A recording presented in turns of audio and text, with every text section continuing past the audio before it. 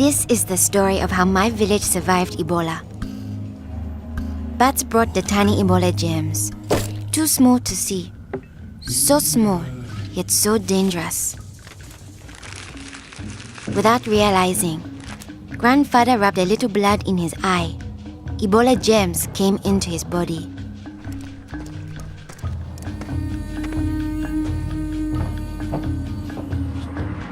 Days went by. Then grandfather got a terrible fever and weakness. We thought it was malaria, but he was soon much worse. He had vomiting and diarrhea. His fever got even higher. I ran to get the nurse.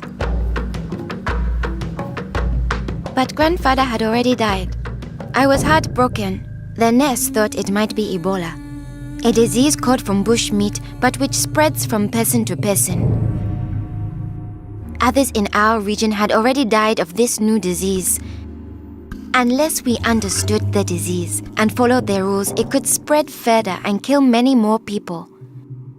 She explained that Ebola was in the body fluids of someone who was sick or had died of Ebola.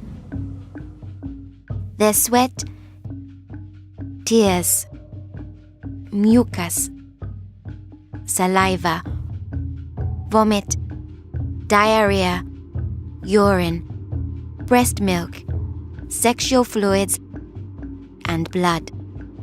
When we touch a sick person's body fluids, the Ebola germs can get into small breaks in our skin or into our eyes, nose, or mouth. The Ebola germs spread into our body and make us sick. When somebody dies of Ebola, that body is much more contagious. No one should ever touch the dead body. The nurse advised us to wash our hands with soap and water right away. She contacted the trained burial team to help us bury grandfather's body safely. The burial team came.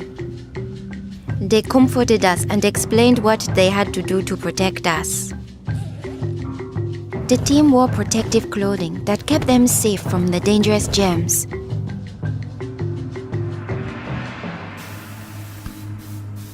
They sprayed grandfather's room and his body with chlorine to destroy the Ebola germs. They put his body safely away in a bag. To prevent the spread of Ebola, no one could touch the body of anyone who had died with signs of the disease. They also burned his mattress, bedding, and clothes, anything that might have his germs. All these actions made us safer. It was too great a risk to follow all our traditions, but we still honored grandfather in the time of Ebola. Our chief gathered all the villagers together after grandfather's death. He explained that it's natural for us to fear Ebola, but if we trust in our health workers and follow their rules, we could stop the disease. The nurse explained to us, when a person has symptoms such as fever, don't touch them. Get them to the treatment center right away. They will have the best chance of surviving and they won't spread Ebola. She advised us to wash our hands with soap and water many times a day. The whole village agreed to follow these rules.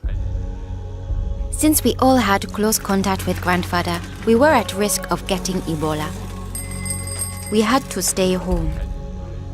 A health worker visited us every day to see whether we had fever or signs of sickness. We would show signs within 21 days if we had Ebola.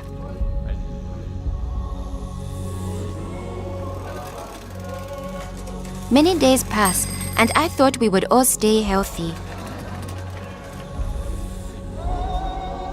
But one morning, I found my mother burning with fever. I knew I couldn't touch her. She was now contagious. My father came in. He told me he was taking my mother away to our uncle's house in the nearby village. He was afraid to take her to the treatment center, afraid he'd never see her again. I knew I had to stop them. I was young, but I stood up to both of them. I told them if this could be Ebola, she must go to the treatment center right away. We needed to trust in our health workers to save her, save ourselves, and save our village. I saw in their faces that they understood. Running away would only lead to more death and suffering. My mother tested positive for Ebola. They found her a bed. At first, the health workers looked scary, but I knew they wore the suits to protect themselves, and inside they were normal people like the nurse. They took good care of my mother. They gave her fluids, medicine, and food, and helped her body stay strong to fight Ebola. I missed my mother very much, but I could still talk to her on the phone. Sadly, some people in my village didn't survive, but my mother got better day by day. Soon, we were able to see her from a safe distance. One day, the nurse announced that my mother would live. Now we were safe to hug and kiss her. It was a day to celebrate.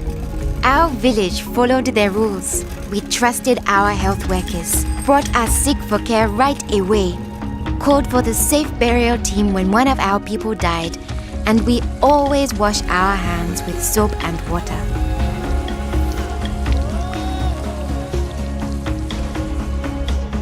Our village survived Ebola. Yours can too.